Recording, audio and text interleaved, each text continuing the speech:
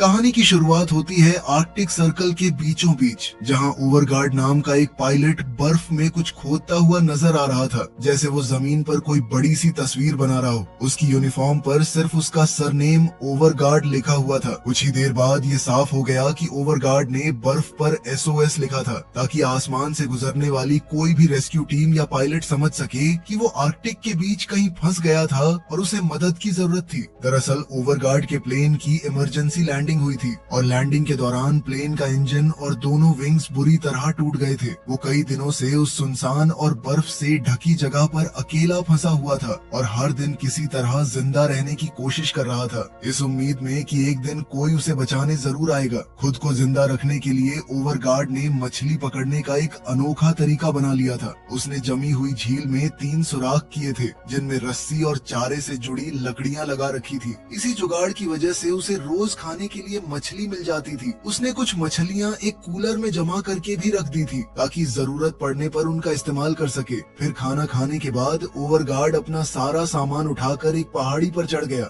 वहाँ से उसने दूर दूर तक नजर दौड़ाई, इस उम्मीद में कि शायद कोई सर्च प्लेन या हेलीकॉप्टर दिख जाए। इन्हीं दिनों के दौरान उसने अपनी लोकेशन का एक नक्शा भी बना लिया था और लगातार अपने डिस्ट्रेस बीकन के जरिए इमरजेंसी सिग्नल भेजता रहता था। ये डिवाइस एक हैंडल घुमाने से चलता था। जब सिग्नल भेजा जाता था तो इस पर लाल बत्ती जलती थी और अगर किसी रेस्क्यू टीम की तरफ से जवाब मिलता तो हरा सिग्नल ऑन हो जाता था। खैर, प्लेन क्रैश होने के बाद ओवरगार्ड ने न जाने कितनी बार उस बीकन को चलाया था, लेकिन अब तक उसकी किसी भी कॉल का कोई जवाब नहीं मिला था। फिर जैसे जैसे रात होने लगी, ठंड और भी ज्यादा खतरनाक होती गई। मजबूरन ओवरगार्ड वापस अपने टूटे हुए प्लेन के अंदर लौट आया, ताकि कुछ देर आराम करके अगले दिन जिंदा रहने की जंग दोबारा शुरू कर सके। अगली सुबह ओवरगार्ड एक बार फिर बर्फ में बने SOS के निशान को साफ और गहरा करने निकल पड़ा, लेकिन इससे पहले वो पहाड़ी के पास बने पत्थरों के एक छोटे से ढेर के पास गया। वहाँ खड़े होकर उसने चुपचाप किसी को अलविदा कहा। इससे अंदाजा लग गया कि वो पत्थरों का ढेर उसके एक साथी क्रू मेंबर की कब्र थी, जिसकी शायद प्लेन क्रैश के दौरान मौत हो गई थी। अपने साथी को आखिरी विदाई देने के बाद ओवरगार्ड दोबारा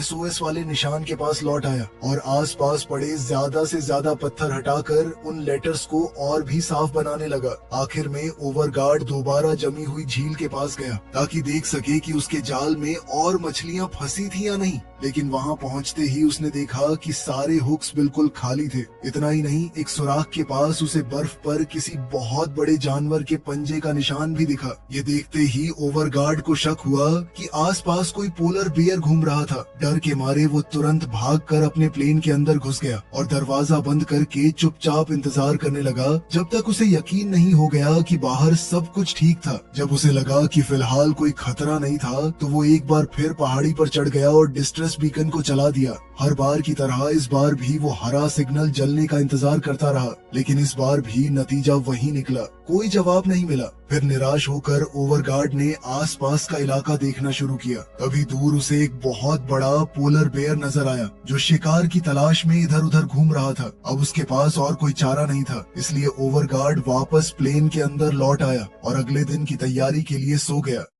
अगले दिन भी उसकी जिंदगी का रूटीन वही रहा, लेकिन अब तक कोई रेस्क्यू टीम उस तक नहीं पहुंची थी और उसके पास बची मछलियों का स्टॉक भी धीरे धीरे खत्म होता जा रहा था। अब उसके पास सिर्फ एक आखिरी उम्मीद बची थी, बार बार डिस्ट्रेस सिग्नल भेजना। कई घंटों तक लगातार कोशिश करने के बाद ओवरगार्ड लगभग हार मान चुका था, लेकिन तभी अचानक डिस्ट्रेस बीकन पर हरा सिग्नल जल उठा। ये देखते ही ओवरगार्ड की आंखों में उम्मीद लौट आई, क्योंकि इसका मतलब था कि किसी ने उसका सिग्नल रिसीव कर लिया था। अब वो तुरंत बाहर भागा और दूर आसमान की तरफ देखा। वहाँ एक हेलीकॉप्टर उस इलाके के ऊपर उड़ता हुआ नजर आ रहा था। एक पल भी गवाए बिना ओवरगार्ड उसकी तरफ दौड़ा और स्मोक फ्लेयर जला दी, ताकि हेलीकॉप्टर वाले उसकी लोकेशन आसानी से देख सके। खुशकिस्मती से हेलीकॉप्टर क्रू की नजर ओवरगार्ड पर पड़ गई और उन्होंने लैंडिंग की तैयारी भी शुरू कर दी। लेकिन तभी तेज बर्फीले तूफान ने हेलीकॉप्टर का बैलेंस बिगाड़ दिया। पायलट ने उसे संभालने की पूरी कोशिश की, लेकिन हालात हर पल और खराब होते गए। आखिरकार मजबूरन उसे इमरजेंसी लैंडिंग करनी पड़ी और हेलीकॉप्टर बर्फ पर बुरी तरह टकराते हुए क्रैश हो गया। ये देखते ही ओवरगार्ड बिना देरी किए क्रैश साइट की तरफ दौड़ पड़ा। हेलीकॉप्टर के अंदर पहुंच पहुंचकर उसने देखा कि पायलट टकराव की वजह से लगी गहरी चोटों की वजह से पहले ही दम तोड़ चुका था। इसके बाद उसे हेलीकॉप्टर के अंदर एक दूसरी क्रू मेंबर मिली जो अभी जिंदा थी, लेकिन उसके पेट पर बहुत गहरा जख्म था। ओवरगार्ड ने तुरंत हेलीकॉप्टर के फर्स्ट एड किट से जरूरी सामान निकाला और एक मेडिकल स्टेपलर की मदद से उसके जख्म को बंद कर दिया। इससे उसका खून बहना तो रुक गया, लेकिन बाहर बर्फीला तूफान हर गुजरते पल के साथ और भी ज्यादा खतरनाक होता जा रहा था। अब हालात ऐसे थे कि प्लेन तक वापस लौटना नामुमकिन था, इसलिए ओवरगार्ड के पास सिर्फ एक ही रास्ता बचा। वो घायल क्रू मेंबर के साथ हेलीकॉप्टर के अंदर ही रुक गया और तूफान थमने का इंतजार करने लगा। कई घंटे बीतने के बाद आखिरकार बर्फानी तूफान शांत हो गया। अब सबसे पहले ओवरगार्ड ने घायल क्रू मेंबर की हालत देखी ताकि यकीन कर सके कि वो अभी भी जिंदा थी। इसके बाद उसने हेलीकॉप्टर के अंदर बचा हुआ सामान देखना शुरू किया। रस्सियों के अलावा उसे बर्फ पर चढ़ाई करने वाला एक आइस पिक एक्स मिला। साथ ही कुछ इंस्टेंट नूडल्स के कप्स भी रखे हुए थे। कई दिनों से सिर्फ मछली खाते खाते ओवरगार्ड तंग आ चुका था, इसलिए उसने बिना देरी किए पानी गर्म किया और तुरंत नूडल्स बनाकर खा लिए। लेकिन उसके पास ज्यादा वक्त नहीं था। उसे पता था कि अगला तूफान कभी भी आ सकता है, इसलिए उसे जल्दी से अपने प्लेन तक वापस लौटना था। हेलीकॉप्टर का पायलट तो क्रैश में अपनी जान गंवा चुका था, लेकिन ओवरगार्ड ने फैसला किया कि वो जिंदा बची क्रू मेंबर को अपने प्लेन तक ले जाएगा ताकि उसका इलाज कर सके। जितना हो सका उतना जरूरी सामान इकट्ठा करने के बाद ओवरगार्ड ने हेलीकॉप्टर पर एक मैसेज लिख दिया। उस मैसेज में लिखा था कि 2 सर्वाइवर्स उस घाटी की तरफ चले गए हैं जहां उनका प्लेन क्रैश हुआ था। उसकी उम्मीद थी कि अगर कोई रेस्क्यू टीम हेलीकॉप्टर तक पहुंची तो वो ये मैसेज पढ़कर उन्हें ढूंढने आ जाएगी। इसके बाद ओवरगार्ड ने घायल क्रू मेंबर को साथ लिया और धीरे धीरे अपने प्लेन की तरफ चल पड़ा। प्लेन तक पहुंचने के बाद उसने उस लड़की से उसका नाम पूछा, लेकिन वो उसकी भाषा ठीक से समझ नहीं पा रही थी। उसने बस एक ही शब्द कहा, पायलट। दरअसल वो अपने साथी पायलट के बारे में पूछना चाहती थी। ये सुनकर ओवरगार्ड ने उदास होकर बताया कि हेलीकॉप्टर का पायलट जिंदा नहीं बच सका। फिर उसने उससे प्लेन के अंदर आराम करने को कहा और बताया कि वो हेलीकॉप्टर की एक बार और तलाशी लेने जा रहा था। जैसे ही वो लड़की सो गई, ओवरगार्ड दोबारा क्रैश साइट की तरफ निकल गया। वहाँ पहुंचकर उसने देखा कि हेलीकॉप्टर पायलट की लाश अब पूरी तरह बर्फ से ढक चुकी थी। पहले की तरह इस बार भी ओवरगार्ड ने उसकी लाश को बर्फ में दफना दिया और ऊपर कुछ पत्थर रख दिए ताकि उसे इज्जत के साथ विदाई दे सके। इसके बाद उसने हेलीकॉप्टर की दोबारा तलाशी लेनी शुरू की। इस बार उसे एक मैप, एक लाइटर, एक छोटा गैस सिलेंडर और उसके साथ एक स्टैंड मिला जिससे मिलकर एक पोर्टेबल स्टोव बन जाता था। इसी दौरान उसकी नजर एक फोटो पर पड़ी। फोटो देखते ही ओवरगार्ड कुछ पल के लिए रुक गया और उसने उसे संभाल कर अपनी जैकेट की जेब में रख लिया। तलाशी जारी रखते हुए किस्मत ने एक बार फिर उसका साथ दिया। हेलीकॉप्टर के लगेज कंपार्टमेंट में उसे एक स्लेड मिल गई जिसके सहारे वो बचा हुआ सारा सामान आसानी से खींच कर ले जा सकता था। फिर प्लेन पर वापस लौटने के बाद ओवरगार्ड ने वो फोटो घायल क्रू मेंबर के पास रख दी और तब पता चला कि वो एक फैमिली फोटो थी। उस तस्वीर से साफ हो गया कि हेलीकॉप्टर का पायलट और वो क्रू मेंबर पति पत्नी थे और उनका एक छोटा बच्चा भी था। इस दौरान वो घायल लड़की अब भी सो रही थी। ओवरगार्ड ने धीरे से उसके जख्म को दवा से साफ किया ताकि इन्फेक्शन न बढ़े। इसके बाद उसने पोर्टेबल स्टोव जलाकर खुद को थोड़ी गर्माहट दी और हेलीकॉप्टर से मिला हुआ मैप ध्यान से देखना शुरू किया जिसमें उस पूरे इलाके की और भी ज्यादा जानकारी दी गई थी। मैप पर पेन से निशान बनाते हुए अचानक ओवरगार्ड को महसूस हुआ कि हवा फिर से तेज होने लगी थी। ये देखकर वो तुरंत जमी हुई झील की तरफ गया ताकि देख सके कि उसके जाल में कोई मछली फंसी थी या नहीं। जैसे ही उसने रस्सी खींचनी शुरू की, उसके चेहरे पर खुशी आ गई। इस बार उसके हाथ एक काफी बड़ी मछली लगी थी जो उन दोनों का पेट भरने के लिए काफी थी। इसके बाद ओवरगार्ड ने उस मछली के मांस और इंस्टेंट नूडल्स की मदद से एक सूप तैयार किया। हालांकि वो दुनिया का सबसे बेहतरीन खाना नहीं था, लेकिन इतना जरूर था कि दोनों एक और दिन जिंदा रह सकें। सूप तैयार होते ही ओवरगार्ड ने घायल लड़की को जगाया और उसे खाना दिया ताकि उसकी ताकत कुछ हद तक ठीक हो सके। लेकिन अपने पति की मौत के बाद उसकी जीने की चाहत ही जैसे खत्म हो चुकी थी। न उसे भूख लग रही थी और न ही उसमें कुछ खाने की ताकत बची थी। फिर भी ओवरगार्ड ने हिम्मत नहीं हारी। उसने उसे बार बार खाना खाने के लिए मनाया और यकीन दिलाया कि सब कुछ ठीक हो जाएगा। इसके बाद कुछ और दिन बीत गए। हर दिन की तरह ओवरगार्ड डिस्ट्रेस बीकन के जरिए मदद मदद का सिग्नल भेजता रहा, लेकिन हर बार की तरह इस बार भी कोई जवाब नहीं मिला। अब वो सोचने लगा कि आखिर इस लड़की की जान कैसे बचाई जाए। उसकी हालत लगातार खराब होती जा रही थी। रात भर वो लगातार खांसती रहती थी, जिससे साफ था कि उसकी तबीयत और बिगड़ रही थी। फिर अगली सुबह ओवरगार्ड उसकी देखभाल कर रहा था कि तभी अचानक उस लड़की ने उसका हाथ पकड़ लिया। ये उसकी तरफ से ओवरगार्ड का शुक्रिया अदा करने का एक तरीका था। ये देखकर ओवरगार्ड के अंदर एक नई उम्मीद जाग उठी और उसने ठान लिया कि चाहे कुछ भी हो वो उसे यहाँ से जिंदा बाहर निकालेगा। उसने एक बार फिर मैप खोला और ध्यान से रास्ता देखना शुरू किया। मैप के मुताबिक सबसे नजदीकी गांव तक पहुंचने में कई दिन लगने वाले थे, लेकिन पहाड़ों के बीच से एक छोटा शॉर्टकट भी था जिससे वो लोग शायद थोड़ी जल्दी वहां पहुंच सकते थे। आखिरकार ओवरगार्ड ने अपनी किस्मत आजमाने का फैसला कर लिया। सबसे पहले उसने और भी ज्यादा रस्सियां और हुक्स लगाकर मछलियां पकड़ने की तैयारी की, ताकि जितना हो सके उतना खाना जमा कर सके। इसके बाद उसने सारा जरूरी सामान स्लेड पर रख दिया और अब भी सो रही घायल लड़की को भी उसी पर लिटा दिया।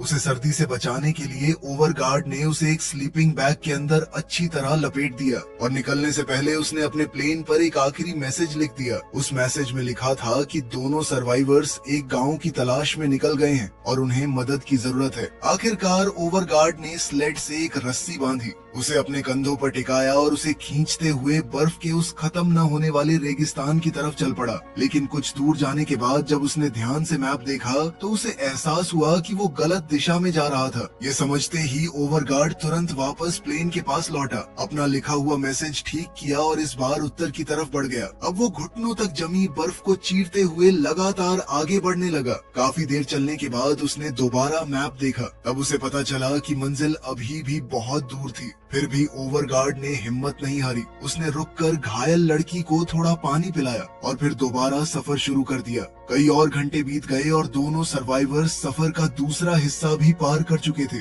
लेकिन अब धीरे धीरे रात होने लगी थी। इसलिए ओवरगार्ड ने बर्फ खोदकर एक छोटी सी गुफा बनानी शुरू की, ताकि दोनों रात भर ठंड से बच सकें। उसने लड़की को दोबारा कुछ खाना और पानी दिया। इसके बाद दोनों उसी बर्फ की गुफा में सो गए, इस उम्मीद के साथ कि रात भर कोई पोलर बेयर उन तक न पहुंच जाए।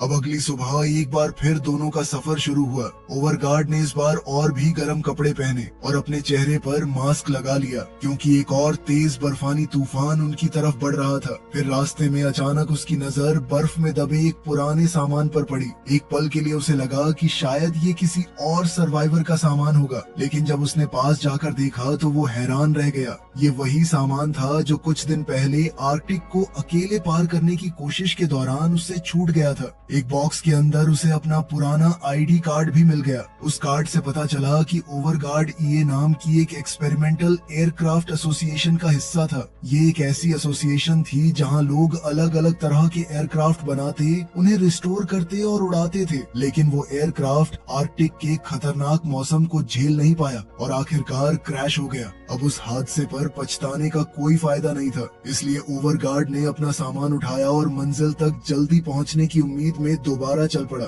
सफर जारी रहा, लेकिन कुछ देर बाद उसके सामने एक बहुत बड़ा बर्फ से ढका पहाड़ आ गया। हैरानी की बात ये थी कि उस पहाड़ का जिक्र मैप में कहीं भी नहीं था। फिर भी ओवरगार्ड ने हार नहीं मानी। उसने हेलीकॉप्टर से मिला हुआ आइस पिकैक्स निकाला और उसकी मदद से धीरे धीरे पहाड़ पर चढ़ना शुरू कर दिया। काफी मेहनत के बाद वो चोटी पर पहुंच गया, जहां उसे दूसरी तरफ जाने के लिए एक सीधा रास्ता मिल गया। सबसे पहले उसने रस्सी की मदद से अपना सारा सामान ऊपर खींच लिया। इसके बाद उसने वही तरीका स्लेड पर लेटी घायल लड़की के साथ भी अपनाने की कोशिश की, लेकिन ये काम उसकी सोच से कहीं ज्यादा मुश्किल निकला। चाहे वो कितनी भी ताकत लगाता, स्लेड का वजन इतना ज्यादा था कि वो उसे ऊपर खींच ही नहीं पा रहा था। इसी दौरान रस्सी अचानक ओवरगार्ड के हाथों से फिसल गई और स्लेड तेज रफ्तार से नीचे की तरफ फिसलने लगी। एक आखिरी कोशिश में ओवरगार्ड ने पूरी ताकत लगाकर रस्सी खींचने की कोशिश की, लेकिन उसकी सारी मेहनत बेकार गई और स्लेड पहाड़ के बिल्कुल नीचे जा पहुंची।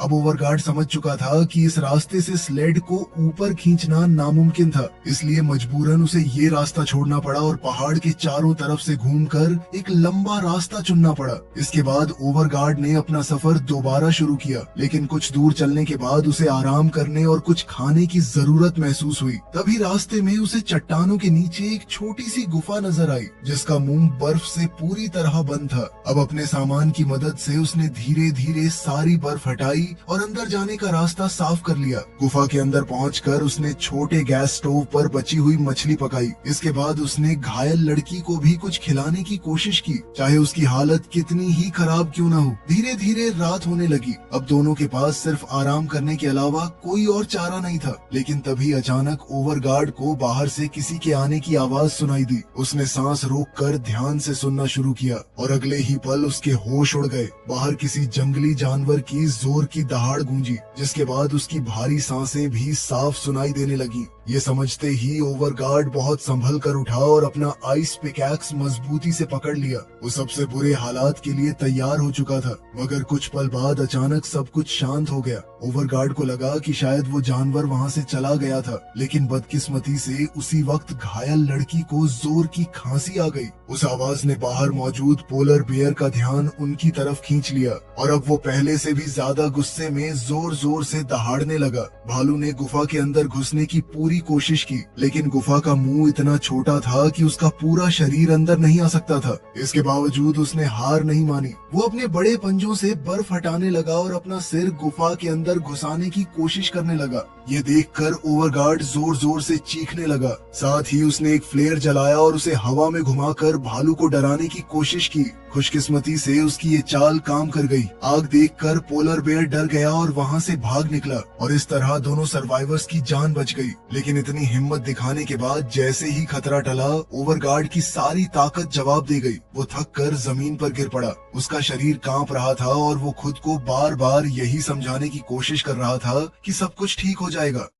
इसी तरह एक और दिन बीत गया। फिर सुबह होते ही ओवरगार्ड गुफा से बाहर निकला और आसपास का जायजा लेने लगा। खुशकिस्मती से कहीं भी पोलर बेयर का कोई निशान नहीं था, लेकिन वो अच्छी तरह जानता था कि ये जगह बिल्कुल भी महफूज नहीं थी। अगर भालू दोबारा लौट आया तो हो सकता था कि अगली बार उनकी किस्मत इतनी अच्छी ना हो। इसके बाद ओवरगार्ड ने एक बार फिर स्लेड की रस्सी अपने कंधों पर रखी और उस पर लेटी घायल लड़की को खींचते हुए उस सुनसान बर्फीली वादी में आगे बढ़ने लगा। लेकिन ये रास्ता जैसे खत्म होने का नाम ही नहीं ले रहा था। तभी अचानक पूरे इलाके में एक खतरनाक बर्फानी तूफान शुरू हो गया। तेज हवा और उड़ती हुई बर्फ की वजह से ओवरगार्ड को कुछ भी दिखना बंद हो गया था, इसलिए मजबूरन उसे वहीं रुकना पड़ा। इस बार आसपास कोई गुफा भी नहीं थी जहां वो पनाह ले सके और ऐसे मौसम में आगे बढ़ना सिर्फ उसकी बची कुची ताकत भी खत्म कर देता। आखिरकार उसके पास सिर्फ एक ही रास्ता बचा। वो घायल लड़की के साथ उसी स्लीपिंग बैग के अंदर घुस गया ताकि दोनों एक दूसरे की बॉडी हीट से जिंदा रह सके।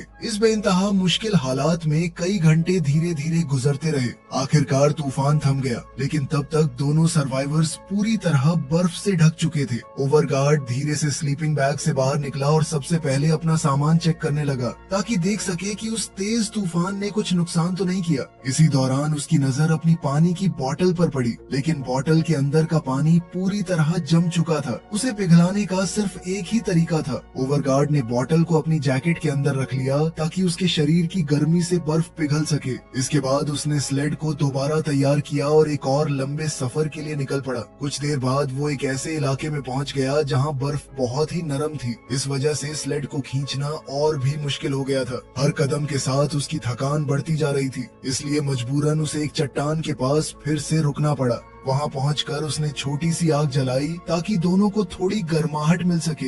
इसके बाद उसने घायल लड़की से कहा कि वो उसके हाथ मजबूती से पकड़े। उसका मकसद था कि दोनों के हाथों की गर्मी से खून का बहाव बना रहे, लेकिन लड़की अब भी बेहोश थी। उसकी सांसें भी पहले से कहीं ज्यादा भारी चल रही थी। ये देखकर साफ लग रहा था कि उसकी तबीयत लगातार बिगड़ती जा रही थी। थोड़ी देर बाद ओवरगार्ड ने उसके जख्म को दोबारा चेक किया और तब उसके डर ने सच का रूप ले लिया। हर गुजरते दिन के साथ वो जख्म और भी ज्यादा इन्फेक्टेड होता जा रहा था। इतना ही नहीं, उसने देखा कि लड़की के मुंह से खून भी निकल रहा था। अब ओवरगार्ड को डर सताने लगा कि शायद उसके पास ज्यादा वक्त नहीं बचा था। बहुत सोचने के बाद उसने एक बेहद मुश्किल फैसला लिया। उसने तय किया कि वो लड़की को वहीं छोड़कर अकेले ही गांव की तरफ जाएगा, क्योंकि वो जानता था कि इन हालात में दोनों साथ रहे तो शायद कोई भी जिंदा नहीं बच पाएगा। इसलिए वो सिर्फ अपना जरूरी सामान लेकर अकेला ही आगे बढ़ने लगा। लेकिन कुछ ही दूर चलने के बाद उसकी नजर एक अजीब चीज पर पड़ी। बर्फ के बीच एक चट्टान थी जिसके ऊपर रंग बिरंगे फूल खिले हुए थे। ये देखकर ओवरगार्ड हैरान रह गया। जब वो उसके पास जाने लगा तभी अचानक उसके पैरों के नीचे की बर्फ टूट गई और देखते ही देखते वो सीधा एक गहरे गड्ढे में जा गिरा। कुछ मिनट बाद ओवरगार्ड की आंख खुली। उसने खुद को एक अंधेरी गुफा के अंदर पाया, लेकिन उसकी सबसे बड़ी मुश्किल ये थी कि उसका दायां पैर ठंड की वजह से एक चट्टान के साथ बुरी तरह जम चुका था। ओवरगार्ड ने पूरी ताकत लगाकर अपना पैर छुड़ाने की कोशिश की, लेकिन उसकी हर कोशिश नाकाम रही। वो एक इंच भी हिल नहीं पा रहा था। इतनी मुश्किलों के बाद ऐसा लगने लगा था जैसे उसकी किस्मत में आर्कटिक के बीच अकेला मरना ही लिखा हो। लेकिन ओवरगार्ड ने इस ख्याल को अपने दिमाग पर हावी नहीं होने दिया। उसने बची हुई सारी ताकत जोड़कर एक बार फिर अपना पैर छुड़ाने की कोशिश की। दर्द इतना ज्यादा था कि उसे बर्दाश्त करना लगभग नामुमकिन था। फिर भी वो लगातार जोर लगाता रहा और आखिरकार उसका पैर बर्फ से आजाद हो गया। लेकिन इस दौरान उसके पैर में बहुत गहरी चोट आ चुकी थी। अब वो ठीक से चल भी नहीं सकता था। मजबूरन उसे बर्फ और पत्थरों के बीच घिसते हुए आगे बढ़ना पड़ा। खुशकिस्मती से कुछ देर बाद उसे गुफा से बाहर निकलने का रास्ता मिल गया। हालांकि वो इस मुसीबत से बाहर आ चुका था, लेकिन पैर की चोट की वजह से एक कदम भी आगे बढ़ाना उसके लिए बहुत मुश्किल हो गया था। इसके बाद ओवरगार्ड उसी जगह वापस गया जहां उसने घायल लड़की को छोड़ा था। उसने उसके पास रखी उसकी फैमिली फोटो उठाई। उसका इरादा था कि अगर वो कभी उसके बेटे तक पहुंच सका तो ये तस्वीर उसे दे देगा। लेकिन तभी एक हैरान कर देने वाली बात हुई। ओवरगार्ड ने देखा कि वो लड़की अब भी जिंदा थी। इतना ही नहीं, अब उसकी तबीयत पहले से थोड़ी बेहतर भी लग रही थी और वो उससे धीरे धीरे बात करने लगी। ये देखते ही ओवरगार्ड को अपनी गलती का एहसास हुआ। उसे अफसोस होने लगा कि उसने एक पल के लिए भी उसे अकेला छोड़ने का सोचा था। वो उसके सामने ही रो पड़ा और उससे माफी मांगने लगा। इसके बाद उसने उसे यकीन दिलाया कि सब कुछ ठीक हो जाएगा। फिर उसने स्लेड की रस्सी दोबारा अपने कंधों पर रखी और अपनी बुरी हालत के बावजूद सफर जारी रखने का फैसला किया। लेकिन निकलने से पहले उसने एक बार फिर अपने पैर के जख्म को देखा। अब वो उसकी सोच से भी ज्यादा खतरनाक हो चुका था। उसके पास उसका इलाज करने का कोई तरीका नहीं था, इसलिए उसने मजबूरन बर्फ और कपड़े की मदद से जख्म को बांध दिया ताकि खून बहना कम हो सके। इसके बाद ओवरगार्ड फिर से स्लेड खींचते हुए आगे बढ़ने लगा। अब उसके पास दर्द और थकान को नजरअंदाज करने के अलावा कोई और रास्ता नहीं था। सफर के दौरान एक जगह उसने अपनी बोतल में बचा हुआ आखिरी पानी घायल लड़की को पिला दिया। फिर उसने बोतल को बर्फ से भर लिया और अपनी बेइंतहा प्यास बुझाने के लिए खुद भी थोड़ी सी बर्फ मुंह में डाल ली। थोड़ी देर बाद उसने दोबारा मैप निकाला, लेकिन मैप देखकर उसका हौसला और टूट गया, क्योंकि मंजिल अभी भी बहुत दूर थी। हर गुजरते कदम के साथ उसकी थकान उसके पूरे शरीर पर हावी होती जा रही थी और हालात तब और भी खराब हो गए जब वो सफर के एक ऊंचे हिस्से तक पहुंच गया। उसने लोहे की एक रॉड को सहारे की तरह इस्तेमाल करके ऊपर चढ़ने की कोशिश की, लेकिन उसके जख्मी पैर की वजह से हर कदम उसके लिए बेहद मुश्किल होता जा रहा था। आखिरकार ओवरगार्ड मजबूरन रुक गया और ये देखने लगा कि क्या उसका डिस्ट्रेस बीकन अब भी काम कर रहा था, लेकिन वो भी उस तेज बर्फानी तूफान में खराब हो चुका था। अब उसके पास मदद बुलाने का वो आखिरी जरिया भी नहीं बचा था।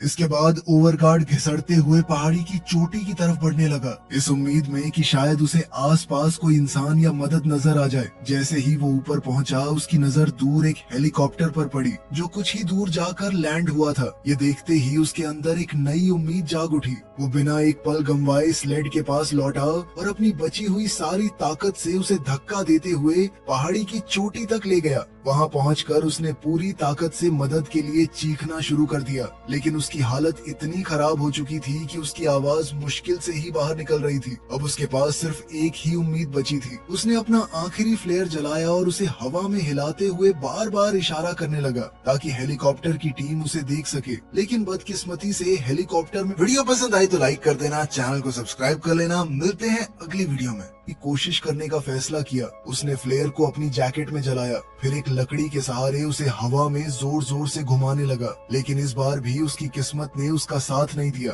हेलीकॉप्टर की टीम बिना कुछ देखे वापस हेलीकॉप्टर में बैठ गई और वहाँ से उड़ने लगी। अब ऐसा लग रहा था जैसे सारी उम्मीदें हमेशा के लिए खत्म हो चुकी थी। ओवरगार्ड ने घायल लड़की को अपनी बाहों में उठा लिया और हेलीकॉप्टर की तरफ देखकर बेचैनी से मदद की गुहार लगाने लगा। वो बस इतना चाहता था कि कुछ भी करके ये लड़की बच जाए, लेकिन तब तक हेलीकॉप्टर बहुत दूर निकल चुका था और ऐसा लग रहा था कि उनके जिंदा बचने का आखिरी जरिया भी खत्म हो गया था। फिर भी ओवरगार्ड ने हार नहीं मानी। उसने धीरे से लड़की को दोबारा स्लेड पर लिटाया और उससे वादा किया कि वो उसे कभी अकेला नहीं छोड़ेगा। इसके बाद दोनों बर्फ पर लेटे रहे। ओवरगार्ड ने उस लड़की से और खुद से बस इतना कहा कि सब कुछ ठीक हो जाएगा। इतना कहकर वो बेइंतहा थकान की वजह से वहीं बेहोश होकर सो गया। कुछ ही पल बाद वही हेलीकॉप्टर उनके बिल्कुल सामने आकर लैंड कर गया। इसका मतलब था कि आखिरकार किसी ने उन्हें देख लिया था, यानी इतनी मेहनत करने के बाद आखिरकार उन दोनों की जान बच जाएगी। वीडियो पसंद आई तो लाइक कर देना, चैनल को सब्सक्राइब कर लेना। मिलते हैं अगली वीडियो में।